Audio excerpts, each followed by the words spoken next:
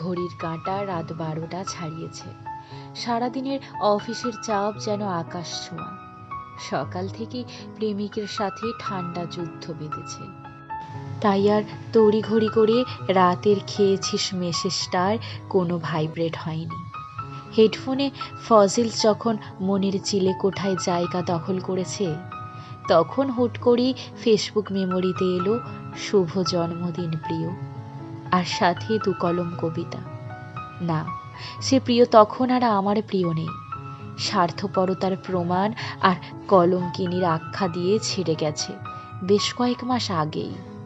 অতীত আর বর্তমানের বাতাকল যখন হৃদয়টাকে পিষে ফেলল বারংবার, তখন ফোন কন্টাকে চোখ পড়ল বন্ধু উপাধিধারী সেই অবন্ধুর দিকে।